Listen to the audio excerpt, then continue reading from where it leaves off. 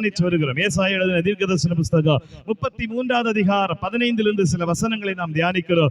நீதியாய் நடந்து செம்மையானவைகளை பேசி இடுக்கண் செய்வதனால் வரும் ஆதாயத்தை வெறுத்து பரிதானங்களை வாங்காதபடிக்கு தன் கைகளை உதறி இரத்தம் சிந்துவதற்கான யோசனைகள் கேளாதபடி தன் செவியை அடைத்து பொல்லாப்பை காணாதபடிக்கு தன் கண்களை மூடுகிறவன் எவனோ அவன் உயர்ந்த இடங்களில் வாசம் பண்ணுவான். கண்மலையின் அரண்கள் அவனுக்கு உயர்ந்த அடைக்கலமாகும். அவன் அப்பம் அவனுக்கு கொடுக்கப்படும். அவன் தண்ணீர் அவனுக்கு நிச்சயமாய் கிடைக்கும். உன் கண்கள் ராஜாவை மகிமை பொருந்தினவராய் காணும். தூரத்தில் உள்ள தேசத்தையும் பார்க்கும். உனக்கு விளங்காத பாசையும் அறிகிறதுக்கு அறிய ஒரு விதமான பேச்சையும் உடைய அந்த குரூர ஜனங்களை இனி காணாய். கைகளை உயர்த்தி சொல்லுங்க பார்க்கலாம். அல்லேலூயா. எல்லாரும் சத்தமாய் சொல்லுங்க அல்லேலூயா. ஆமென். ஏசாயா 33வது அதிகாரத்தில் சில வேத வாக்குகள் அல்லது வாக்குத்தத்தங்கள் எழுதப்பட்டிருக்கிறதை நீங்கள் வாசிக்க முடியும். உயர்ந்த இடங்களில் கடவுள் நம்மை வாசம் பண்ண விரும்புகிறார். நம்முடைய அப்பத்தை நமக்கு கொடுக்க விரும்புகிறார். நம்முடைய தண்ணீர் நமக்கு கிடைக்கும் என்று ஆண்டவருடைய வசனம் சொல்லுகிறது. அது மாத்திரமல்ல, நம்முடைய ராஜாவை மகிமை பொருந்தினவராய் காணக்கூடிய ஆவிக்குரிய சில வெளிப்பாடுகளை நான் தருவேன் என்று ஆண்டவர் சொல்லுகிறார். நம்முடைய எதிரி அல்லது சாத்தானுடைய கிரியைகள் ஒன்றுமில்லாமல் காணாமல் போகும் என்கிற ஒரு பெரிய வாக்குத்தத்தம் நமக்கு கொடுக்கப்பட்டிருக்கிறது. அல்லேலூயா. கைகளை வைத்து சொல்லுங்க அல்லேலூயா. இந்த 2025வது வருடத்திலே ஆண்டவராகிய தேவன் நமக்கு தரப்போகிறார். யாராலும் நம்புறீங்க அவங்க மாத்திரம் நல்ல கையை அசைச்சுட்டு சொல்லுங்க, ஆண்டவர் எனக்காக இதை செய்ய போறதுக்காக ஆண்டவருக்கு ஸ்தோத்திரம்னு சொல்லுங்க. ஆண்டவர் எனக்காக செய்ய போறதுக்காக ஸ்தோத்திரம். வேதம் சொல்லுது, நாம் அந்த வாக்குத்தத்தத்தை பெற்றுக்கொள்வதற்கு சில கண்டிஷன்ஸ் அல்லது சில கட்டுப்பாடுகள் நமக்கு விதிக்கப்பட்டிருக்கிறது. முதலாவது ஒரு காரியத்தை பார்த்தோம், நீதியாய் நடக்கிறவர்கள் அப்படிங்கிற ஒரு வார்த்தை. அதை குறித்து 2 வாரமாய் நாம் தியானித்து வருகிறோம். இன்னைக்கு நம்ம அந்த காரியத்தை தியானிக்க போகிறோம். நீதியின் வழியிலே நடக்க வேண்டும் அல்லது நீதியின் பாதையை நாம் செய்ய வேண்டும் என்று வேத வார்த்தை நமக்கு கற்றுக் கொடுக்கிறது. தீத்து புஸ்தகத்தை திருப்பிக் கொள்ளுங்கள். தீத்து புஸ்தகத்தை திருப்பிக் கொள்ளுங்கள். அதிலே 2வது அதிகாரம், தீத்து புஸ்தகம் 2வது அதிகாரத்தை நீங்கள் திருப்பிக் கொள்ளும் போது அங்கே பவுல் ஒரு காரியத்தை சொல்லுகிறார். சபைக்கு சொல்லும் போது 2வது அதிகாரம் அதிலே 11, 12, 13 வசனங்கள். எல்லாரும் வேகமாய் திருப்பிக் கொள்ளுங்க. புதிய ஏற்பாடு புஸ்தகத்திலே 296வது பக்கத்தில் இருக்கிறது. 296வது பக்கம், தீத்து 2வது அதிகாரம் 11, 12, 13 3 வசனங்கள் என்ன சொல்லுகிறது? எல்லா மனுஷருக்கு ரட்சிப்பை அருளத்தக்க தேவ கிருபை பிரசன்னமானது அப்படி என்று எழுதப்பட்டிருக்கிறது. எல்லா மனிதர்களையும் ரட்சிக்கும்படியாய் அல்ல எல்லா மனிதர்களுக்கும் ரட்சிப்பை கொடுக்கும்படியாய் தேவ கிருபை பிரசன்னமாகி என்ன செய்கிறது என்கிறதை குறித்து எழுதப்பட்டிருக்கிறது. 12வது வசனம், நாம் அபபக்தியும் லௌகீக இச்சைகளை வெறுத்து தெளிந்த புத்தியும் நீதியும் தேவ பக்தியும் உள்ளவர்களாய் ஜீவனம் பண்ணி நாம் நம்பி இருக்கிற அனந்த வாக்கியத்திற்கு மகாதேவனும் நமது இரட்சகரமாய் இருக்கிற இயேசு கிறிஸ்துவினுடைய மகிமையின் பிரசன்னமாகுதலுக்கும் எதிர்பார்த்து கொண்டிருக்கும்படி நமக்கு போதிக்கிறது. ஆண்டவருடைய வார்த்தை சொல்லுகிறது, எல்லாரையும் ரட்சிக்கத்தக்கதான தேவ கிருபை வெளிப்பட்டு ஒரு காரியத்தை செய்கிறது. தேவ கிருபை வெளிப்பட்டது. அது இயேசுவின் மூலமாய் வெளிப்பட்டது. தேவ கிருபை இந்த உலகத்திற்கு கொடுக்கப்பட்டது. எதற்காய் கொடுக்கப்பட்டது? வேதத்தில் எழுதப்பட்டிருக்கிறது. அதிலே 13வது வசனம் சொல்லுது, நான் நம்பி இருக்கிற அனந்திய வாக்கியத்திற்கும் மகாதேவனும் நமது இரட்சகரமாய் இருக்கிற இயேசு கிறிஸ்துவினுடைய மகிமையின் பிரசன்னமாதலுக்கும் எதிர்பார்க்கும்படி போதிக்கிறது. அல்லேலூயா. தேவ கிருபை எதுக்கு போதிக்குதுன்னா, ஒரு திருச்சபைக்கு தேவ கிருபை சொல்லுகிறது, மகா அனந்த வாக்கியத்தை பெற்றுக்கொள்ள போகிறோம். அது மாத்திரமல்ல, தேவனுடைய வருகைக்கு ஒரு சபை எதிர்பார்த்து கொண்டிருக்க வேண்டும். சபைகள் எதற்காய் உருவாக்கப்பட்டது? கட்டடங்கள் எதற்காய் உருவாக்கப்பட்டது? ஊழியக்காரர்கள் எதற்காய் எழுப்பப்பட்டார்கள்? ஊழியங்கள் எதற்காய் உருவாக்கப்பட்டது? எல்லாத்துக்கும் ஒரு நோக்கம் இருக்கிறது, தேவனுடைய ராஜ்யத்துக்காக. அல்லேலூயா. கைகளை வைத்து சொல்லுங்க பார்க்கலாம். அல்லேலூயா. கீழே கிடக்கிறவங்களை தூக்கி கழுகி நல்ல Dress போட்டு நல்ல தலைச்சீவி நல்ல ஒரு சிங்காசனத்துல உட்கார வைக்கிறதுக்காக இயேசு வரல. ஒண்ணு இல்லாதவனை பணக்காரன் ஆக்கிறதுக்கு இயேசு வரல. இந்த உலகத்திலே பாடுகளும் வேதனைகளும் கஷ்டத்தோடு இருக்கிறவங்களை விடுதலையாக்கி ஒரு சிங்காசனத்துல மட்டும் உட்கார வைக்கிறதுக்கு இயேசு வரல. இவ்வளவு பெரிய சபை, இவ்வளவு பெரிய கட்டடம், இவ்வளவு பெரிய ஊழியங்கள், இவ்வளவு பெரிய தேவ ஊழியர்கள், இவைகள் எல்லாம் எழுப்பப்பட்டது நோக்கம், இவர்கள் எல்லாம் உருவாக்கப்பட்டது நோக்கம். ஒரு கட்டடத்தை உட்கார்ந்து அதிலே கைதட்டி ஆராதித்து போவதற்காக மாத்திரமல்ல. நம்மை உயர்த்துவார், நம்மை மேன்மைப்படுத்துவார், நம்மை ஆசீர்வதிப்பார். நம்ம உலகத்துல இந்த உலகத்துல எல்லா காரியத்தையும் செய்வார். ஆனா இதற்கு மேல பரலோக ராஜ்யத்துக்காக தான் சபை, பரலோக ராஜ்யத்துக்கு தான் கட்டடம், பரலோக ராஜ்யத்திற்காக தான் ஆராதனை, பரலோகத்துக்கு போறதுக்காக தான் ஆண்டவர் பெரிய பெரிய ஊழியங்களை ஏற்படுத்தி இருக்கிறார். நம்ம எல்லாம் கழுவி சிங்காசனத்துல உட்கார வச்சு ராஜா வச்சுட்டு போறதுக்கு அவர் அங்க இருந்து வரல. நல்லா புரிஞ்சுக்கணும். இந்த உலகத்திலே அழுக்கிலையும் பாடுகளிலும் வேதனையில் இருக்கிறவர்களை விடுதலை ஆக்கிறதுக்கு மாத்திரம் வரல. ஆண்டவராகிய தேவன் எல்லா ஜனங்களையும் தேவராஜ்யத்துக்கு கொண்டு போறதுக்காக தான் வந்தார். அதுக்கு தான் சபை. சபை எதை போதிக்கணும் தெரியுமா? சபை எதை எதிர்பார்க்கணும் தெரியுமா? ஒரு விசுவாசி எதற்காக வாழணும் தெரியுமா? தேவனுடைய வருகைக்காக, தேவனுடைய ராஜ்யத்துக்காக, தேவனுடைய நித்தியத்திற்காக. அதை குறித்து வேதம் சொல்லுது. நாம் நம்பி இருக்கிற அனந்த பாக்கியத்திற்கும் மகாதேவனும் நமது இரட்சகருமாய் இருக்கிற இயேசு கிறிஸ்துவினுடைய மகிமை பிரசன்னமாகுதலுக்கும் எதிர்பார்க்கும்படி போதிக்கிறது. அல்லேலூயா. பிரசன்னம் வந்துருச்சுன்னா, அவை கிருபை வந்துருச்சுன்னா, அதனுடைய போதனை எப்படி இருக்கும் என்று இந்த இடத்துல எழுதி வைத்திருக்கிறார். அடுத்த முந்தின வசனத்தை வாசிச்சு பாருங்க. 12வது வசனம் என்ன சொல்லுது? நாம் அபபக்தியும் லௌகீக இச்சைகளை வெறுத்து தெளிந்த புத்தியும் நீதியும் தேவபக்தியும் உள்ளவர்களாய் இவ்வுலகத்திலே ஜீவனம் பண்ணி. அல்லேலூயா. கடைசி காலத்துல பல போதனைகள் நாம் அடிக்கடி சொல்ற ஒரு வார்த்தை தான், கிருபை உங்களை தாங்கும். என்ன பாவம் செஞ்சாலும் கிருபை தாங்கும், என்ன செஞ்சாலும் கிருபை உங்க கூட இருக்கும். ஆமா, நீங்க தப்பே பண்ணினாலும் நீங்க நரகத்துக்கு போக மாட்டீங்க, கிருபை தாங்கும். இங்க பைபிள் என்ன சொல்லுது? கிருபை பிரசன்னமாகி என்ன சொல்லுது? அவபக்தியும் லௌகீக இச்சைகளை வெறுத்து தெளிந்த புத்தியும் நீதியும் தேவபக்தியும் உள்ளவர்களாய் ஜீவனம் பண்ணுங்கள். அல்லேலூயா. நீதி உள்ளவர்களாய் வாழுங்கள். இதுதான் சபைக்கு ஆண்டவர் கற்றுக் கொடுக்கிற காரியம். ஆண்டவருடைய கிருபை எதுக்கு கொடுக்கப்பட்டது என்று சில 2 வாரமா தியானிச்சுட்டு இருக்கிறோம். ஆமை, பெற்றுக்கொள்ள முடியாத நம்ம வாழ்க்கைக்குள்ள வர்றதுதான் கிருபை. அல்லேலூயா. ஆமே, பரம்பரையாய் பெற்றுக்கொள்ள முடியாத ஆசீர்வாதத்தை கடவுள் நமக்கு தர்றதுக்கு கிருபை என்கிற ஒரு பிரமாணத்தை நமக்கு கொண்டு வந்தா. பாவம் செஞ்ச இடத்தில் கிருபை பெருகிறது.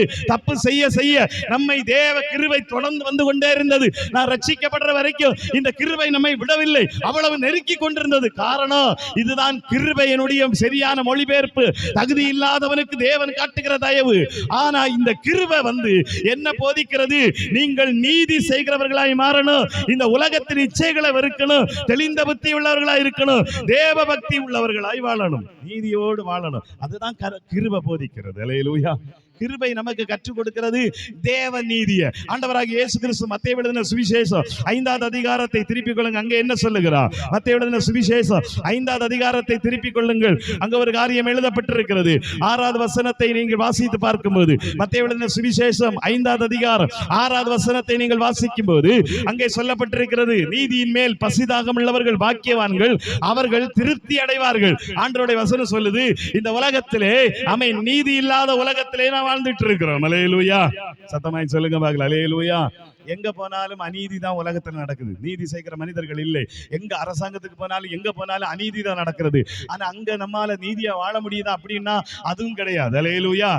பல மனிதர்கள் நீதியை செய்யாம வாழ்றதுக்கு காரணம் சுற்றி இருக்கிற ஜனங்களுடைய அநீதியினால. இவன் கையை கழுவி இயேசுவை விட்டது மாதிரி அநேகர் எப்படியும் தொலைஞ்சு போ என்று சொல்லி பல அநீதிகளை நாமும் செஞ்சுட்டு இருக்கிறோம். ஆனா நீதியை செய்ய வைக்கிறதுக்கு பைபிள் ஒரு காரியத்தை சொல்லுது. எப்படி தெரியுமா? நீதியின் மேல் பசிதாகம் உள்ளவர்கள் பாக்கியவான்கள், அவர்கள் திருப்தி அடைவார்கள். எந்த ஒரு மனிதன் நீதி செய்ய முடியும் தெரியுமா? அவனுக்குள்ள ஒரு தாகம், ஒரு பசி உண்டாகணும். அல்லேலூயா. சத்தமாய் சொல்லுங்க பாக்கலாம். அல்லேலூயா. நமக்கு பல பசிகள் இருக்கிறது. என்ன பசி அப்படின்னா, நமக்கு வயிற்று பசி இருக்கு, அப்படிதானே? பாதி பேருக்கு இப்பவே பசிச்சுட்டு நினைக்கிறேன். சோத்ர. அல்லேலூயா. வீட்டுல இருந்தா மத்தியானம் 12 மணிக்கு தான் சாப்பிடுவோம். ஆனா ஞாயிற்றுக்கிழமை நமக்கு 8 மணிக்கே பசிக்கும். ஏன்னு தெரியல. அல்லேலூயா. சோத்ர. அல்லேலூயா. ஆனா எங்கேயாவது போனா சாப்பிடவே மாட்டோம், அப்படி இருப்போம். ஆனா கூட்டத்துக்கு வரணும், காலையிலே பசிக்கும். இது நம்முடைய வயிற்று பசி. அப்புறம் மாம்சீக பசி அப்படின்னு ஒரு காரியம் இருக்கிறது. மாம்சீக பசி என்ன அப்படின்னா, இப்ப உங்க கண்ணை வைங்க, உங்க கண்ணுக்கு ஒரு பசி இருக்கு. என்ன பசின்னா, எதையாவது பார்த்துக்கிட்டே இருக்கணும், பார்த்துட்டே இருக்கணும், பார்த்துட்டே இருக்கணும், பார்த்துட்டே இருக்கணும். காதுக்கு ஒரு பசி இருக்கிறது, எதையாவது கேட்டுக்கிட்டே இருக்கணும், கேட்டுக்கிட்டே இருக்கணும். இருதயத்துல ஒரு பசி இருக்கு, எதையாவது வாங்கிட்டே இருக்கணும், எதையாவது அறிஞ்சுக்கிட்டே இருக்கணும். அப்ப இந்த பசி சரியா இருந்தனா ஓகே, இந்த பசி தப்பா இருக்குன்னு வைங்க. இப்ப நான் உங்களுக்கு சொல்றேன், சினிமா பார்க்கிற பழக்கம் உங்களுக்கு இருந்தனா உங்க கண்ணு காலையில இருந்து ராத்திரி வரைக்கும் முழின்னு அதை தான் பார்க்கும். அல்லேலூயா. இருக்கீங்களா? சோத்ர. அல்லேலூயா. சரி, ஒரு 2 படம் முடிஞ்சிட்டே போய் தூங்கல, ஆனா தூங்க மாட்டோம். ஏன்னா நம்ம கண்ணுக்கு ஒரு பசி இருக்கு, அது கேட்டுக்கிட்டே இருக்கும். அதுல சாலமன் சொல்லும்போது சொல்லுகிறான், காண்கிறதுனால் கண் திருப்தி ஆகிறது இல்லை, கேட்கிறதுனால் செவி திருப்தி ஆகிறது இல்லை, நிரப்பப்படுவது இல்லை. காதாவது சரியாகுதா? 10 பாட்டு கேட்ட உடனே முடியுதா? இல்ல 11வது பாட்டு புதுசா வந்திருக்கான்னு பார்ப்போம். அல்லேலூயா. சோத்ர. அல்லேலூயா. காரணம் என்ன தெரியுமா? ஒரு பசி, இருதயத்துல ஒரு பசி இருக்கிறது. அந்த பசி எல்லாவற்றையும் எனக்கு வேணும், எனக்கு வேணும், எனக்கு வேணும், எனக்கு தான் சொந்தம், எனக்கு தான் சொந்தம். என் பக்கத்துல இருக்க எல்லாத்தையும் சுருட்டி போடுறதுக்கு பிளான் பண்ணுது. அல்லேலூயா. இருக்கீங்களா? இருக்கீங்களா? சோத்திர அல்லேலூயா. இது எல்லாம் மாம்சீகத்தின் பசி. மாம்சீகத்தின் பசி தனக்கே எல்லாம் சொந்தமாக்க வேண்டும், தனக்கே எல்லாம் உண்டாக வேண்டும். எல்லாம் யாருக்கு இருக்க இல்லையோ, ஆனா எனக்கு இருக்கணும் என்கிறதை உண்டாக்குகிறது பசி. வயிற்று பசி ஒரு பக்கம், மாம்சீக பசி ஒரு பக்கம். ஆனா ஆத்மாவுல உண்டாக வேண்டிய பசிதான் இந்த இடத்துல சொல்லப்படுகிற, இருதயத்துல உண்டாக வேண்டிய பசிதான் இந்த இடத்துல சொல்லப்படுகிற நீதியின் பசி. அல்லேலூயா. கைகளை வைத்து சொல்லுங்க பார்க்கலாம். அல்லேலூயா. உங்க இருதயத்தின் ஆழத்துல நீதிக்காக தான் வாழுவேன், நீதிக்காக தான் உலகத்துல உயிரோடு இருப்பே அப்படின்னு நீங்க நினைச்சு பாருங்க. உங்களை ஒரு ஆளு அநியாயம் செய்ய வைக்க முடியாது. நம்புறவங்க கையை தட்டி ஆண்டவருக்கு ஒரு நன்றி சொல்லுங்க பார்க்கலாம். நல்ல கை தட்டுங்க பிள்ளைங்க, நல்ல கை தட்டி ஆண்டவருக்கு நன்றி சொல்லுங்க.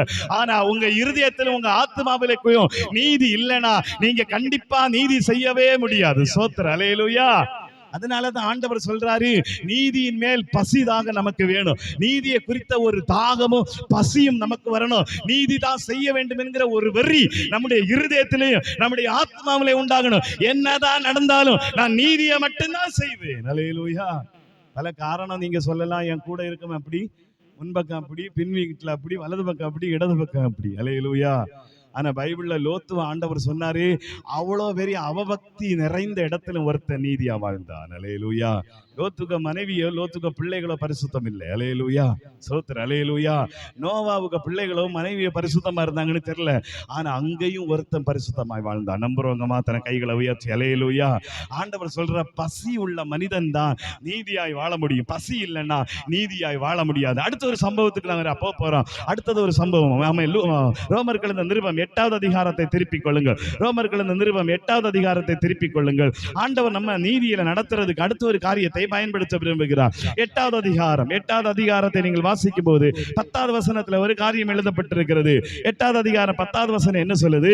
மேலும் கிறிஸ்து உங்களில் இருந்தால் சரீரமானது பாவத்தின் நிமித்தம் மரித்ததாயும் ஆவியானது நீதி நிமித்தம் ஜீவன் உள்ளதாயும் இருக்கும். அப்படி என்ன எழுதப்பட்டிருக்கிறது?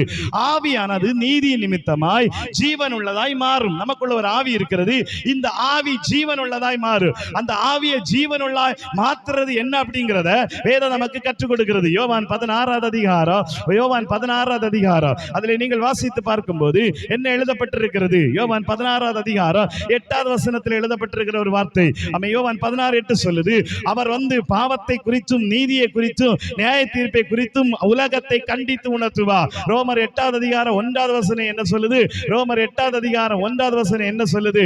அதுல ஆண்டவருடைய வார்த்தை சொல்லுது, ஆனபடியால் கிறிஸ்து இயேசுக்கு உட்பட்டவர்களாய் இருந்து மாம்சத்தின்படி நடவாமல் ஆவியின்படியே நடக்கிறவர்களுக்கு ஆக்கினை தீர்ப்பு இல்லை. அல்லேலூயா.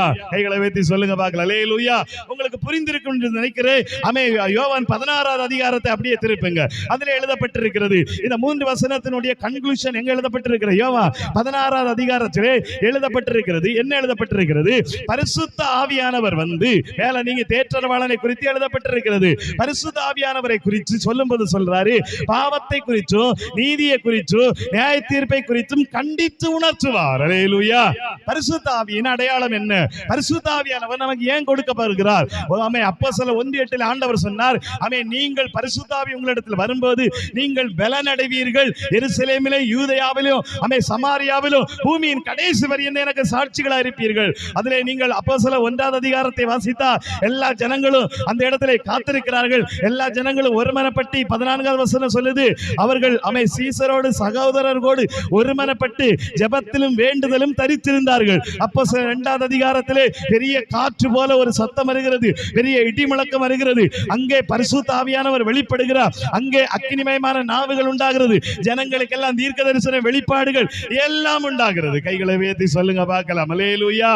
இப்ப ஆண்டவர் சொல்லுகிற ஒரு காரியம், பரிசுத்த ஆவியானவர் வந்தா அவர் பேசுகிற விதம் வித்தியாசமா இருக்கும். பரிசுத்த ஆவியானவர் வந்தா செயல்படுகிற வித்தியாசம், அதோடைய விதங்கள் வித்தியாசமா இருக்கும். ஒன்று நீதியை குறித்தும் நியாய தீர்ப்பை குறித்தும் கண்டித்து உணர்த்துவார். அல்லேலூயா.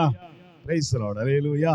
பாவத்தை குறித்து நீதியை குறித்து நியாயத்தை குறித்து உணர்த்தாதவர் பரிசுத்த ஆவியானவர் அல்ல. பரிசுத்த ஆவியானவர் வந்தா இந்த 3 காரியத்தை செய்வார். Price the Lord. அநேகர் பரிசுத்த ஆவியின் ஒரு பக்கத்தை பார்த்திருக்கிறோம். பரிசுத்த ஆவியின் ஒரு பக்கம் என்ன? 12வது அதிகாரம் 1 கொரிந்தியர் 12வது அதிகாரம் 7வது வசனத்தை திருப்புங்களேன். 1 கொரிந்தியர் 12வது அதிகாரம் 7. ஆவியினுடைய அனுக்கிரகம் அவனவருடைய பிரயோஜனத்திற்கு கொடுக்கப்படுகிறது. அமே 1 கொரிந்தியர் 12வது அதிகாரம் 7வது வசனம், அதில் எழுதப்பட்டிருக்கு ஆவியினுடைய அனுக்கிரகம் அவனவருடைய பிரயோஜனத்துக்கு அளிக்கப்பட்டிருக்கிறது. 8, 9, 10 வசனத்திலே 9 விதமான வரங்கள் சொல்லப்படுது. அறிவை உணர்த்துகிற வசனம், ஞானத்தை போதிக்கும் வசனம், ஆவியினாலே விசுவாசம், குணமாக்கும் வரம், அற்புதங்களை செய்யக்கூடிய சக்தி, பகுத்தறிதல், ஆவிகளை பகுத்தறிதல், தீர்க்க தரிசனம் சொல்லுதல், பற்பல பாசைகளை பேசுதல், வாசைகளை வியாக்கியானம் பண்ணுதல், இவைகள் எல்லாம் ஒரு மனிதனுடைய பிரயோஜனத்துக்கு என்று கொடுக்கப்படுகிறது. சோத்திரம், அல்லேலூயா. சத்தமாய் சொல்லுங்க பார்க்கலாம், அல்லேலூயா. அப்படியே 1 கொரிந்தியர் 13வது அதிகாரத்துக்கு வாங்க. 1 கொரிந்தியர் 13வது அதிகாரத்துக்கு வரும்போது பவுல் இந்த காரியத்தை விளக்கி கொடுக்கிறார். எப்படி விளக்கி கொடுக்கிறார்? 12ல ஆவியின் வரங்களை குறித்து பேசினவர் 13ல ஒரு காரியத்தை சொல்லுகிறார். நான் மனுஷர் பாஷைகளை, தூதர் பாஷைகளை பேசினாலும் அன்பு எனக்கு இராவிட்டால் சத்தமிடுகிற வெண்கலம் போலவும் ஓசையிடுகிற கைத்தாளம் போலவும் இருப்பேன். நான் தீர்க்க தரிசன வரத்தை உடையவனாய் இருந்து சகல ரகசியங்களையும் சகல அறிவையும் அறிந்தாலும் மலைகளை பேர்க்கத்தக்க சகல விதமான விசுவாசம் உள்ளவனாய் இருந்தாலும் அன்பில்லைனா எனக்கு ஒண்ணுமே இல்லை. 8வது வசனம் சொல்லுது, தீர்க்க தரிசனம் ஆனாலும் ஒளிந்து போ, அந்நிய பாஷை ஆனாலும் ஒளிந்து போ, அறிவானாலும் ஒளிந்து போ. இந்த உலகத்தில் இருக்கக்கூடிய எல்லாமே ஒளிந்து போகும், அன்பு மட்டும் ஒழியாது. அல்லேலூயா. பரிசுத்த ஆவியானவர் வந்தா வரங்கள் உண்டு. பரிசுத்த ஆவியானவர் வந்தா தீர்க்க தரிசனம் உண்டு. பரிசுத்த ஆவியானவர் வந்தா அற்புதம் உண்டு. பரிசுத்த ஆவியானவர் வந்தா விடுதலைகள் உண்டு. பரிசுத்த ஆவியானவர் வந்தால் பாஷைகள் உண்டு. பரிசுத்த ஆவியானவர் வந்தா தீர்க்க தரிசனங்கள் உண்டு. ஆனா இது எல்லாம் என்ன பரலோகத்துக்கு கொண்டு போகாது. அல்லேலூயா. சத்தமாய் சொல்லுங்க, அல்லேலூயா. நான் தீர்க்க தரிசன வரம் பெற்றதினாலே, நான் அபிஷேகம் பெற்றதினாலே, நான் குணமாக்கு வரம் பெற்றதினாலே, அற்புதம் அடையாளங்கள் செஞ்சதினாலே நான் தேவராஜ்யத்துக்கு போவேன்னு சொன்னா வேதத்தில் எழுதப்பட்டிருக்கிறது. உமது நாமத்தினால் தீர்க்க தரிசனம் சொன்னோம், உமது நாமத்தினால் அற்புதங்களை செய்தோம். மத்தேயு எழுதின சுவிசேஷத்திலே இதே வார்த்தை எழுதப்பட்டிருக்கிறது. மத்தேயு எழுதின சுவிசேஷம் 10வது அதிகாரத்துக்கு வாங்க. அங்க என்ன எழுதப்பட்டிருக்கிறது? ஆண்டவராகிய தேவன் 7வது அதிகாரத்திலே சொன்னார். 7வது அதிகாரத்துக்கு வாங்க. அங்க சொல்லுகிறார் 22வது வசனம், அந்நாளிலே அநேகர் வந்து கர்த்தாவே கர்த்தாவே உமது நாமத்தினால் தீர்க்க தரிசனம் உரைத்தோம், உமது நாமத்தினால் பிசாசுகளை துரத்தினோம், உமது நாமத்தினால் அநேக அற்புதங்களை செய்தோம். வரங்கள் பெற்றவர்கள் வந்து சொல்றாங்க, ஆண்டவரே தீர்க்க தரிசனம் சொன்னோம், அற்புதங்கள் செஞ்சோம், அடையாளங்கள் செஞ்சோம், அதனால எங்களுக்கு பரலோகத்தை திறக்கணும். கடவுள் ஒரு காரியத்தை சொல்றாரு. என்ன சொல்றாரு தெரியுமா? 23வது வசனம், நான் ஒரு காலம் உங்களை அறியவில்லை, அக்கிரம செய்கைக்காரரே என்னை விட்டு. பிரைஸ் தி லார்ட், அல்லேலூயா. எனக்கு வரம் இருக்குங்க, பேய துரத்துவேன். எனக்கு வரம் இருக்கு, குணமாக்குவேன். எனக்கு வரம் இருக்கு, தீர்க்க தரிசனம் சொல்லுவேன். ஆண்டவர் சொல்றாரு, அக்கிரம செய்கைக்காரனே என்னை விட்டு அகன்று போ. அல்லேலூயா. என்ன காரணம்? பரிசுத்த ஆவியானவர் தான் இதை கொடுக்கிறார். பரிசுத்த ஆவி இல்லாம தீர்க்க தரிசனம் வராது. பரிசுத்த ஆவி இல்லாம அற்புதம் நடக்காது. பரிசுத்த ஆவி இல்லாம விடுதலைகள் வராது. பரிசுத்த ஆவி இல்லாம மேன்மைகள் வராது. அல்லேலூயா. ஆவிக்குரிய மேன்மைகள் பரிசுத்த ஆவியினால மட்டும்தான் வரும். Price the Lord. இவைகள் இல்லை என்று நான் போதிக்கவும் மாட்டேன். அல்லேலூயா. ஏன்னா வேதத்தில் எழுதப்பட்டிருக்கிறது, தீர்க்க தரிசனம் உண்டு, அற்புதம் உண்டு, பாஷைகள் உண்டு, எல்லாம் உண்டு. ஆனா இது மட்டும் என்னை பரலோகத்துக்கு கொண்டு போகணும்னு நினைச்சா கண்டிப்பா நடக்காது, கண்டிப்பா நடக்காது. பரிசுத்த ஆவியானவர் கொடுக்கப்படுகிற நோக்கத்துல 50% இது, 50% இந்த அற்புதங்களும் அடையாளங்களும். Praise the lord. அநேக நேரங்களில் நானும் எனக்குள் இருந்து வெளிப்பட்ட ஆவியானவரை பார்த்திருக்கிறேன். விடுதலை வந்திருக்கு. சில காரியங்களை கடந்த வாரங்களில் சொன்னேன், அவைகள் எல்லாம் உண்மையிலே நடந்தது. தீர்க்க தரிசனங்கள் வெளிப்பட்டிருக்கிறது, பிசாசுகள் ஓடி இருக்கிறது, அற்புதங்கள் செய்யப்பட்டிருக்கிறது. ஆனா இதற்காக மாத்திரம் பரிசுத்த ஆவியானவர் கொடுக்கப்பட்டார் என்று சொன்னால் கண்டிப்பா அது முட்டாள்தனம். ஆனா வேதம் என்ன சொல்லுகிறது? அதே யோவான் எழுதின சுவிசேஷத்தை திருப்பிக் கொள்ளுங்க. யோவான் எழுதின சுவிசேஷம் அதிலே 17வது அதிகாரத்தை நீங்கள் வாசிக்கும் போது சில காரியம் சொல்லப்பட்டிருக்கிறது. 16வது அதிகாரம் வாசியுங்கள். சில காரியங்கள் சொல்லப்பட்டிருக்கிறது. ஆண்டவர் 7வது வசனத்திலே சொல்லுகிறார், நான் உங்களுக்கு உண்மையை சொல்லுகிறேன், நான் போகிறது உங்களுக்கு பிரயோஜனமாயிருக்கு. நான் போகாதிருந்தால் தேற்றரவாளன் உங்களிடத்தில் வரார். நான் போவேனே ஆகில் அவரை உங்களிடத்தில் அனுப்புவேன். அவர் வந்து பாவத்தை குறித்தும் நீதியை குறித்தும் நியாய தீர்ப்பை குறித்தும் உலகத்தை கண்டித்து உணர்த்துவார். அப்படியே நீங்க 13வது வசனத்துக்கு வாங்க. 13வது வசனம் என்ன சொல்லுது? சத்திய ஆவியாகி அவர் வரும்போது சகல சத்தியத்திற்குள்ளும் உங்களை நடத்துவார். அவர் தம்முடைய சுயமாய் பேசாமல் தான் கேள்விப்பட்ட யாவையும் குறித்து வரப்போகிற காரியங்களை உங்களுக்கு அறிவிப்பார். சத்திய ஆவியாகி வரும்போது என்ன செய்வாரா? உங்களை சத்தியத்துல நடத்துவார். அல்லேலூயா. பரிசுத்த ஆவியானவர் கொடுக்கப்பட்ட நோக்கம் என்ன? இன்னைக்கு பலர் வெறும் அந்நிய பாஷைகளையும் வெறும் தீர்க்க தரிசனங்களையும் வெறும் வல்லமைகளையும் முக்கியப்படுத்தி போக்கஸ் பண்ணிட்டு ஓடிட்டு இருக்காங்க. இந்த ஆத்மா அழிஞ்சிட்டு இருக்கு, ஆத்மா நரகத்துக்கு போயிட்டு இருக்கு, ஆத்மாவில் ரட்சிப்பு இல்ல, ஆத்மாவில் விடுதலை இல்ல. அந்நிய பாஷை பேசுறவனும் தீர்க்க தரிசனம் சொல்றவனும் பாவத்தில் வாழ்ந்துட்டு இருக்கிறான். அந்நிய பாஷை சொல்றவனும் அற்புதங்களை செய்கிறவனும் நாளைய தினத்துல தேவராஜ்யத்துக்கு போவோம் என்கிற நம்பிக்கை இல்லாமல் இருக்கிறான். காரணம் என்ன தெரியுமா? பரிசுத்த ஆவியானவர் என்னிடத்தில் வந்தா ஒரே ஒரு காரியம் நடக்கும், என்ன முதல்ல திருச்சுவார். பரிசுத்த ஆவியும் பெற்று சினிமா பாக்கீங்களா? கண்டிப்பா தேவராஜ்யம் உங்களுக்கு இல்ல. நீங்க பரலோக ராஜ்யத்துக்கு போக போறதும் இல்ல, பரலோக ராஜ்யம் உங்களுக்கு தரப்போறதும் இல்ல. ஏன்னா பரிசுத்த ஆவி என்பது நீதியின் வழியில மட்டும்தான் நடக்கும். அநியாயத்துக்கு நேராக பரிசுத்த ஆவியானவர் கொண்டு போக மாட்டார். வேதத்தை நீங்கள் வாசியுங்கள். 1 பேதுரு புத்தகம், 1 யோவான் புத்தகம், 1 யோவான் புத்தகம் 2வது அதிகாரம், 2வது அதிகாரத்தை திருப்பிக் கொள்ளுங்கள். அதிலே 27வது வசனத்தில் எழுதப்பட்டிருக்கிறது. 27வது வசனம் என்ன சொல்லுது? நீங்கள் அவராலே பெற்ற அபிஷேகம் உங்களை நிலைச்சிருக்கிறது, ஒருவரும் உங்களுக்கு போதிக்க வேண்டியதில்லை. அந்த அபிஷேகம் சகலத்தையும் குறித்து உங்களுக்கு போதிக்கிறது. அது சத்தியமாயிருக்கிறது, பொய்யல்ல. அவர் உங்களுக்கு போதித்தபடியே அவரில் நிலைத்திருப்பீர்களாக. ஆண்டவருடைய வார்த்தை சொல்லுது, தேவ ஆவியானவர் ஒரு மனுஷருக்குள்ள வந்தா அந்த மனுஷனை தேவ ஆவியானவர் திருத்துவார். அல்லேலூயா. சத்தமாய் சொல்லுங்கள் அல்லேலூயா. வேதம் சொல்லுது போதிப்பார். அதனாலதான் சபைகள்ல பரிசுத்த ஆவியானவர் வந்தா கண்டித்து தான் பேசுவார். சபையில வந்தா பரிசுத்த ஆவியானவர் வந்தா தடவி கொடுக்க மாட்டார். பரிசுத்த ஆவியானவர் சபையில வந்தா தொட்டு தொட்டு பேச மாட்டார். வேதத்தில் எழுதப்பட்டிருக்கிறது, கண்டித்து உணர்த்துகிற ஒரு ஆவியானவர். இங்க சொல்லுது சகலத்தையும் குறித்து உங்களுக்கு போதிப்பார். ஒரு திருச்சபையில எல்லாவற்றையும் போதிக்க முடியாது.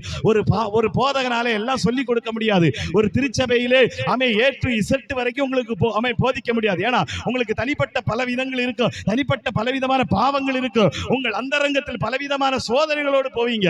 இந்த நேரத்தில் தான் தேவ ஆவியானவர் வந்து உங்களை தடுத்து நிறுத்துவார், பாவம் செய்யாம தடுப்பார், விலகி ஓட வைப்பார். அதற்கு தான் பரிசுத்த ஆவியானவர். அதனால ஆண்டவர் சொல்ற, பரிசுத்த ஆவியானவர் வந்தா நீதியை தான் போதிப்பார். அப்படியே ரோமர்கள் நிருபம் 8வது அதிகாரத்துக்கு வாங்க. ரோமர்கள் நிருபம் 7வது அதிகாரத்துக்கு வாங்க. அங்க ஒரு காரியம் எழுதப்பட்டிருக்கிறது.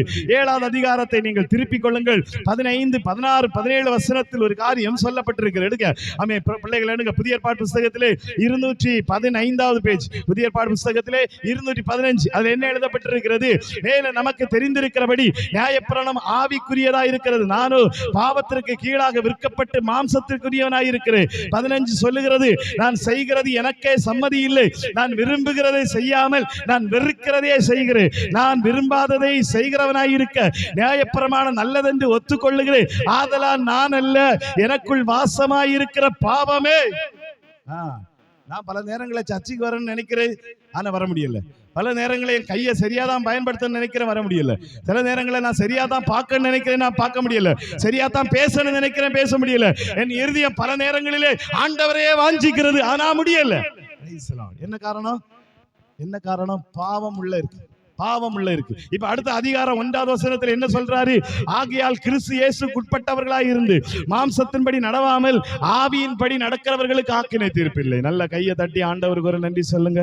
நல்ல கரங்களை தட்டி ஆண்டவருக்கு நன்றி சொல்லுங்க. நல்ல கை தட்டுங்க. நல்ல கையை தட்டி கர்த்தருக்கு நன்றி சொல்லுங்க. அல்லேலூயா. என்ன அப்படிங்கிறத இப்ப உங்களுக்கு சொல்லி கொடுக்க விரும்புகிறேன். 13வது வசனத்துக்கு தீப்புங்க. 13வது வசனம், 8வது அதிகாரம் 13வது வசனம் என்ன சொல்லுது? மாம்சத்தின்படி பிழைத்தால் சாவீர்கள், ஆவியினாலே சரீரத்தின் செய்களை அழித்தால் பிழைப்பீர்கள். இப்ப கர்த்தர் சொல்ல வர்ற காரியம் என்ன தெரியுமா?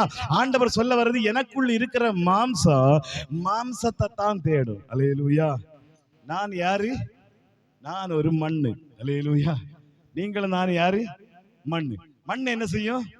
மண்ணுக்குரியவைகளையே தேடும், மண்ணுக்குரியவைகளை நாடும். சங்கீதம் 119ல சங்கீதக்காரன் சொல்லும் போது சொல்லுகிறா, என்னுடைய ஆத்மா மண்ணோடு ஒட்டி கொண்டிருக்கிறது. அப்ப மண்ணோடு வாழக்கூடிய அனுபவங்கள் தான் நமக்கு உண்டாகும். அப்ப மண்ணோடு பேசக்கூடிய, மண்ணோடு இடைபடக்கூடிய வாழ்க்கை, அதுதான் நம்ம பாவத்துல வச்சுக்கிட்டே இருக்கோம். ஆனா 8வது அதிகாரம் 1வது சொல்றாரு, ஆவிக்குரிய காரியம் உங்களை மாற்றும். அந்த காரியம் தான் 13வது வசனத்துல சொல்லப்பட்டிருக்கிறது. மாம்சத்தின்படி பிழைத்தால் சாவீர்கள், ஆவியினாலே சரீரங்களின் செய்கைகளை அழித்தால் பிழைப்பீர்கள். அல்லேலூயா. ஐயா உயர்த்தி சொல்லுங்க பார்க்கலாம். அல்லேலூயா. இப்ப கர்த்தர் ஒரு காரியத்தை செய்கிறா, சொல்லுகிறா, என் கண்ணு கண்ட்ரோல் இல்ல, என் வாய் கண்ட்ரோல் இல்ல, என் காது கண்ட்ரோல் இல்ல. அப்படின்னா என் வாயையும் என் கண்ணையும் நான் என்ன செய்யணும்? மத்தேயு எழுதின சுவிசேஷத்தை திருப்புங்க. மத்தேயு எழுதின சுவிசேஷத்தை திருப்புங்க. அதுல எழுதப்பட்டிருக்கிறது 5வது அதிகாரம் 29, 30 வசனங்களை திருப்புங்க. 5வது அதிகாரம் 29, 30 திருப்பினா அங்க சொல்லுகிறார், இயேசு, உன் வலது கண் உனக்கு இடரல் உண்டாக்கினால் அதை பிடுங்கி எறிந்து போடு. உன் சரீரம் முழுவதும் நரகத்தில் தள்ளப்படுவதை பார்க்கலும் உன் அவயவங்களில் ஒன்று கெட்டு போவது உனக்கு நலமாயிருக்கும். உன் வலது கை உனக்கு இடரல் உண்டாக்கினால் அதை தரித்து எறிந்து போடு. உன் சரீரம் முழுவதும் நரகத்தில் தள்ளப்படுவதை பார்க்கலும் உன் அவயவங்களில் ஒன்று கெட்டு போவது உனக்கு நலமாயிருக்கும். அல்லேலூயா. இதை சொன்னது யாரு? இயேசு. இயேசு சொன்னா நம்ம என்ன செய்யணும்? கேட்கணும். இப்ப சொல்லுங்களேன், அப்படியே செஞ்சீங்கன்னா யாரெல்லாம் கையோடு இங்க இருப்பீங்க? மைக்கு பிடிக்க எனக்கும் கை இருக்காது. அல்லேலூயா, சோத்திரம். யாரெல்லாம் கண்ணோடு இருப்பீங்க? 2 கண்ணையும் நோண்டி எடுக்கணும். அல்லேலூயா, சோத்திரம். அல்லேலூயா. காலை 2-3 துண்டா விட்டணும். அப்பதான் நம்ம திருந்துவோம். அல்லேலூயா. அப்படியே நம்ம திருந்த மாட்டோம். சோத்திரம். அல்லேலூயா. ஆமே. நாக்கு இடர் உண்டாக்குன்னு நாக்கு அருங்க. எத்தனை தடவை இருப்போம்? அல்லேலூயா, சோத்திரம். ஆனா இங்க இயேசு இதனுடைய வெளிப்பாடு எப்படி சொல்றாரு தெரியுமா? இப்ப சொல்றாரு, ஆமே, ரோமர் 8வது அதிகாரம் 13ல உன் மாம்சத்தின் படி பிழைத்தால் சாவீர்கள், ஆவியினாலே சரீரங்களின் செய்களை அளித்தால். இங்கதான் பைபிள் நமக்கு கற்றுக் கொடுக்கிறது. நம்முடைய கண்ணை பிடுங்கிறது நம்ம இல்ல, கண்ணை பிடுங்கிறது பரிசுத்த ஆவியானவர். கையை உயர்த்தி சொல்லுங்க. அல்லேலூயா. இதனுடைய அர்த்தம் என்ன தெரியுமா? என்னுடைய செய்கைகள், என்னுடைய செயல்பாடுகள், நான் தப்பு தப்பா பார்க்கிறவனா இருந்தா பரிசுத்த ஆவியை பெற்றா நான் தப்பு தப்பா பார்க்க மாட்டேன். அல்லேலூயா. நான் தப்பு தப்பா பேசுறவனா இருந்தா நான் பரிசுத்த ஆவியை பெற்ற பிற்பாடு ஆமே என்னுடைய வாயில தேவையில்லாதது வராது. பரிசுத்த ஆவியும் பெற்று நல்லா கைதட்டி குளோரின்னு துள்ளி குதிக்கிற ஆட்களும் அந்நிய பாஷை பேசுற ஆட்களும் கெட்ட வார்த்தை பேசுறானா அந்த ஆளுக்குள்ள தேவ ஆவியானவர் இல்ல, பரிசுத்த ஆவியானவர் அவனுக்குள்ள செயல்படல, பிசாசு தான் செயல்படுகிறான். Price the lord. அல்லேலூயா. சிலர் நல்ல ஆவியில நிரம்பி ஒளிச்சு தண்ணி கொடுப்பார்கள். அல்லேலூயா. இருக்கீங்களா? ஒளிச்சு தண்ணி அடிக்கிற ஆட்கள் இருக்கிறாங்க. ஆனா கேட்டா அமை சபையில பிடிக்க முடியாது. ஒரு நாள் ஒரு ஐயாவை தெரியும், அவர் பயங்கரமா கை தட்டுறது சபை ஃபுல்லா கேட்கும். ஆனா பக்கத்து வீட்டுல சண்டை போடுறது ஊர் ஃபுல்லா கேட்கும். அல்லேலூயா. இருக்கீங்களா? சோத்திரம். அல்லேலூயா. இப்ப கிரியைகள் வெட்டப்பட வேண்டும், அழிக்கப்பட வேண்டும். அதற்கு தான் பரிசுத்த ஆவியானவர் வந்து சொல்றாரு, ஆமே, ஆண்டவராகிய இயேசு சொல்றாரு, தேற்றரவாளனை அனுப்புகிறேன், உங்களை சத்தியத்துக்குள்ள நடத்துவார். அல்லேலூயா. கைகளை உயர்த்தி சொல்லுங்க பார்க்கலாம். அல்லேலூயா. அப்போ பரிசுத்த ஆவியானவர் எதுக்கு கொடுக்கப்படுறாரு? நீதியை குறித்தும் நியாய தீர்ப்பை குறித்தும் கண்டித்து உணர்த்துவதற்காக. நீங்க பரிசுத்த ஆவியை பெற்றுக்கொள்ளுங்க. பரிசுத்த ஆவியானவர் வந்தா எனக்கு கண்டிப்பா தெரியும் இதைத்தான் செய்வார். அல்லேலூயா. தீர்க்க தரிசனம் உண்டு, வல்லமை உண்டு, அந்நிய வாசம் உண்டு, எல்லாம் உண்டு. இல்ல நான் சொல்லவே மாட்டேன். 50%. ஆனா 50% தான் ஆமே அவைகள். அந்த 50% வச்சு பரலோகத்துக்கு போக முடியாது. அடுத்த 50% தான் உங்களை பரலோகத்துக்கு கொண்டு போகும். அல்லேலூயா. எபேசியர்களின் நிருபத்தை திருப்பிக் கொள்ளுங்கள். எபேசியர்களின் நிருபத்தை திருப்பிக் கொள்ளுங்கள். அதுல ஆண்டவருடைய வசனம் என்ன சொல்லுது? எபேசியர்களின் நிருபத்துல கர்த்தர் சொல்லுகிறார், ஆமென், இரு திறத்தார். ஆமென். பவுல் ஒரு வார்த்தையை சொல்லும்போது சொல்லுகிறார், ஆமென், நீங்கள் வாசித்து பாருங்கள். 2வது அதிகாரத்தை திருப்புங்க. அதுல 18வது வசனம் என்ன சொல்லுகிறது? எபேசியர் 2வது அதிகாரம் 18 சொல்லுது, அந்தபடியே நாம் இரு திறத்தார் ஒரே ஆவியினாலே பிதாவினிடத்தில் சேரும் சிலாக்கியத்தை அவர் மூலமாய் பெற்றிருக்கிறோம். பைபிள் சொல்லுகிறது இரு திறத்தார் அப்படின்னா அமே இஸ்ரவேலர்களும் புறஜாதிகள். அவங்களை குறித்து சொல்லும்போது சொல்லுகிறார், ஒரே ஆவியினாலே பிதாவினிடத்தில் சேரும் சிலாக்கியத்தை பெற்றிருக்கிறோம். பரலோகத்துக்கு போகக்கூடிய பாக்கியம். ஆண்டவராகிய தேவன் சொன்னா, நான் பிதாவினிடத்தில் போகிறேன். Praise the lord. அல்லேலூயா. நான் இருக்கிற இடத்துக்கு வந்து உங்களை அழைச்சிட்டு போவேன். அப்ப அந்த இடத்துக்கு போறதுக்கு உதவி செய்கிறது யாரு? எப்படி உதவி செய்கிறாரு? சத்தியத்துல நடத்துவார். இயேசு சொன்னாரு 16வது அதிகாரம், யோவான் எழுதின சுவிசேஷம் 16வது அதிகாரத்துல இயேசு சொன்னார். அதுல நீங்கள் வாசித்து பார்க்கும்போது ஆமென் 13வது வசனம் 14 ஆண்டவர் சொல்றாரு, சத்திய ஆவியாகி அவர் வரும்போது சகல சத்தியத்திற்குள் உங்களை நடத்துவார். 14 சொல்லுது, அவர் என்னுடையதில் எடுத்து உங்களுக்கு அறிவிப்பதனால் என்னை மகிமைப்படுத்துவார். பரிசுத்த ஆவியானவர் வந்து எதை பேசுவார் தெரியுமா? இந்த வேதத்துல இருக்கிற வார்த்தை. அல்லேலூயா. அது ஊழியக்காரன் மூலமா பேசலாம், இல்லது ஏதாவது ஒரு பாடல் மூலமா பேசலாம், அல்லது நீங்க போற வழியில ஏதாவது ஒரு வசனத்தை எழுதி ஒட்டி இருக்கலாம். ஏதோ ஒரு விதத்துல பரிசுத்த ஆவியானவர் பேசுவார். அப்படி பேசினா தான் அவர் ஆவியானவர். அல்லேலூயா. சோத்திரம். அல்லேலூயா. அதனால உங்களை திடப்படுத்துறதுக்கும் ஆறுதல் படுத்துறதுக்கும் பலப்படுத்துறதுக்கு மட்டுமல்ல பரிசுத்த ஆவியானவர், நீங்க தப்பு செய்யும் போது உங்களை கண்டிக்கிறவர் தான் ஆவியானவர். சோத்திரம். அல்லேலூயா. உயர்த்தி சொல்லுங்க பார்க்கலாம். அல்லேலூயா. அப்படி உங்களை கண்டிக்கலனா நான் கன்ஃபார்மா சொல்லுவேன், உங்களுக்கு பரிசுத்த ஆவியானவரே இல்லை. சோத்திரம். அல்லேலூயா. ஏன்னா எனக்கு நல்லா தெரியும், இந்த பரிசுத்த ஆவியானவரை பெற்றதுக்கு அப்புறம் நான் எப்படி இருந்தேன், அதுக்கு முன்னாடி எப்படி இருந்தேன்னு தெரியும். இங்க என் சகோதரர் ஒருத்தன் என் கூட படிச்சவர், அவன்கிட்ட கேளுங்க, அவன் சொல்லுவான் எப்படி இருந்தேன். இப்ப எப்படி இருக்குன்னு எனக்கு இன்னும் இருக்கு, எங்க ஊர்ல வந்து கேளுங்க. அல்லேலூயா. பைபிள் நமக்கு கற்றுக் கொடுக்கிற தேவ ஆவியானவர் உங்களுக்குள்ள வந்தா மொத்தமா சேஞ்ச் பண்ணுவான். உங்க சுபாவம் மாறும், உங்க பேச்சு மாறும், உங்க பார்வை மாறும், உங்க இருதயத்தின் எண்ணம் மாறும், உங்களுடைய நிலைமைகள் மாறும், அவ்வளவு மாறும். எல்லாரும் அப்படி எழுந்து நிற்கலாமா? எல்லாரும் அப்படி எழுந்து நிற்கலாம். ஆண்டவருடைய சமூகத்துல எல்லாரும் அப்படி எழுந்து நிற்கலாம்.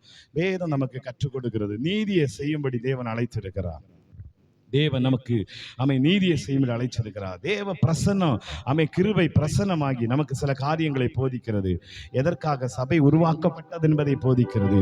நமக்கு ஒரு நோக்கம் இருக்கிறது, நமக்கு ஒரு நோக்கம் இருக்கிறது. ஏதோ வந்தோம், வாழ்ந்தோம், போனோம், இந்த உலகத்தை விட்டு மடிந்தோம் இல்லை. யாரும் வெளியே போகக்கூடாது. பிள்ளைங்க எல்லாம் கண்ண முடுங்க, யாரும் வெளியே போகக்கூடாது. எல்லாம் ஜெபம் பண்ணுங்க, எல்லாரும் கண்ண முடுங்க, எல்லாரும் கண்ண முடுங்க, யாரும் வெளியே போகக்கூடாது. எல்லாரும் ஜெபம் பண்ணுங்க. Thank you father. எல்லாரும் ஆண்டவருடைய சமூகத்தில் திரும்புங்க. எல்லாரும் கண்ண மூடி ஜெபம் பண்ணுங்க. கண்ண முடுங்க. ஆமென். Praise the lord. ஹல்லேலூயா, ஹல்லேலூயா. எல்லாரும் ஜெபம் பண்ணுங்க, எல்லாரும் ஜெபம் பண்ணுங்க. ஆண்டவருடைய சமூகத்துல தேவனுடைய பாதத்துல ஜெபம் பண்ணுங்க. Thank you Lord, thank you Lord, thank you Lord. யாரும் கண்ணு திறக்கப்பாங்கண்டா, எல்லாம் அப்படியே கண்ண மூடுங்க. Thank you Lord, thank you Lord Jesus. நன்றி ஆண்டவரே, நன்றி ஆண்டவரே. தேவன் நீதியை உங்களுக்கு செய்ய விரும்புகிறான். தேவன் நீதியை உங்களுக்கு செய்ய விரும்புகிறான். தேவன் நீதியை உங்களுக்கு செய்ய விரும்புகிறான். Yes lord, yes lord, yes lord, yes lord, yes lord, yes lord. ஆமென். Thank you father, thank you father, thank you father, thank you father. ஆமென், ஆமென். Praise the lord. ஹல்லேலூயா. எல்லாம் அப்படியே ஜெபம் பண்ணுங்க. எல்லாரும் அப்படியே கண்ண மூடுங்க.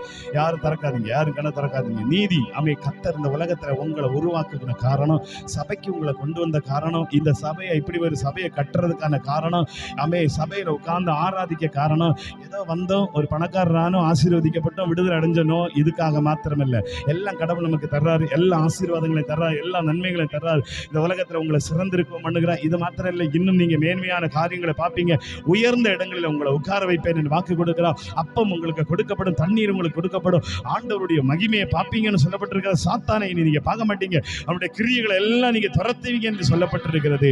ஆனா எல்லாவற்றுக்கு மேல ஆண்டவருடைய வசனம் சொல்லுது, எல்லாருக்கும் இது கொடுக்கப்படுவதில்லை. சபை உருவாக்கப்பட்டதுக்கான நோக்கம் இதெல்லாம் தேவன் நமக்கு தருவேன் என்று தான் சொல்லி இருக்கிறார். ஆனா தேவனுடைய வருகைக்கு எதிர்பார்க்கும்படியாய் தான், தேவனுடைய அனந்த வாக்கியத்திற்கும் அவருடைய பிரசன்னமாகுதலுக்கு எதிர்பார்க்கும்படிதான் இந்த கிருபை நமக்கு போதிக்கிறது. உலகத்தின் லௌகீக இச்சைகளை வெறுத்து நீதியும் தேவ பக்தியும் உள்ளவர்களாய், நீதியும் தேவ பக்தியும் உள்ளவர்களாய் இந்த உலகத்திலே வாழும்படியா, நீதியும் தேவ பக்தியும் உள்ளவர்களாய், பிள்ளை எல்லாம் கண்ண மூடி ஜெபம் பண்ணுங்க. ஆண்டவருடைய சமூகத்துல நீதியும் தேவ பக்தியும் உள்ளவர்களாய் வாழ்வதற்கு தான் அழைக்கப்பட்டிருக்கீங்க. நம்ம சபைக்கு ஏன் வரணும், ஏன் ஆராதிக்கணும், ஏன் பைபிள் படிக்கணும், ஏன் கிறிஸ்தவர் என்கிற பெயர் நமக்கு சொல்லப்பட்டிருக்கிறது.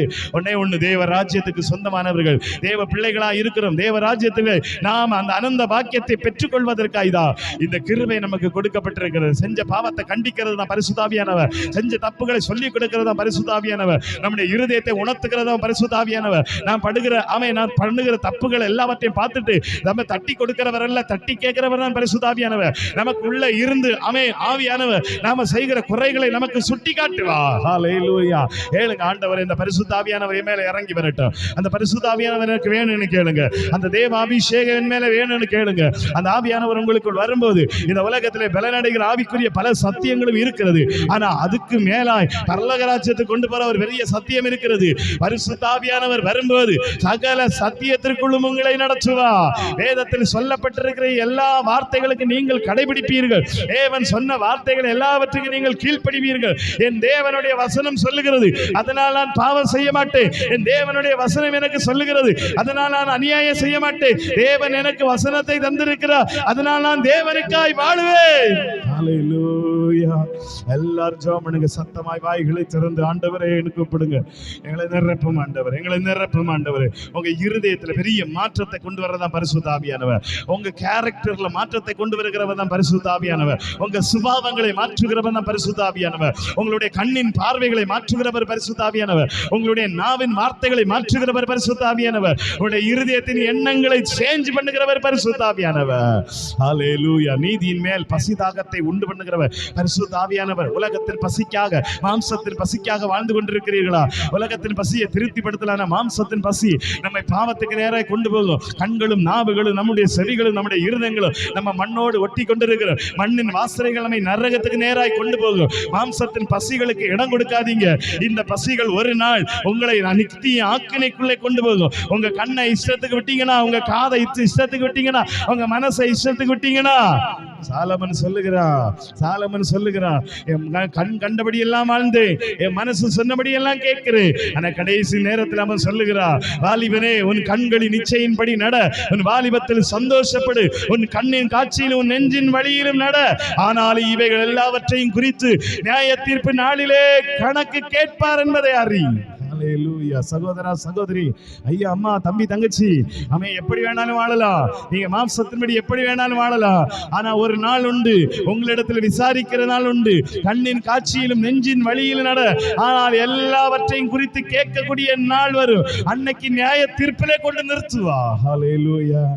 ஆனா அதுக்கு முன்னாடி ஆவியானவர் நம்மோடு பசிதாகம் உள்ளவர்களை மாற்ற விரும்புகிற எதுல தெரியுமா? நீதியின் மேல. ஹல்லேலூயா. நீதியின் மேல. நீங்க நீதியில பசியா இருந்தா தான் நீங்க எங்க போனாலும் நீதி செய்வீங்க. இல்லைன்னா இந்த அநியாயங்கள் உங்களை நீதியிலிருந்து விலகி போக வைக்கும்.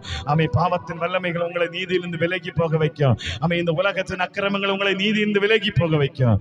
அதனால கேளுங்க, ஆண்டவரே என்னை பலப்படுத்தும் ஆண்டவரே, நீதியின் வாசல்களை திறவுங்கள், நான் அதற்குள் பிரவேசிப்பேன். எனக்கு கேட்பீங்கள், ஆண்டவரே நீதியின் வாசலுக்குள்ள என் காலடியை வைக்கிறேன், நான் நடக்கிற பாதை இனிமேல் நீதியாய் மாறட்டும் ஆண்டவரே, என்னை வழி நடத்தும் ஆண்டவரே. சங்கீதம் 143:10 அவை சங்கீதக்காரனாகி தாவீது சொல்லுகிறார், அவன் ஆண்டவரே பரிசுத்த ஆவி செம்மையான வழியிலே என்னை நடத்தட்டும். பரிசுத்த ஆவி உமக்கு பிரியமானது செய்ய விரும்புகிறேன், நீரே என் தேவன், உம்முடைய நல்ல ஆவி என்னை செம்மையான வழியிலே நடத்துவாராக. ஹல்லேலூயா.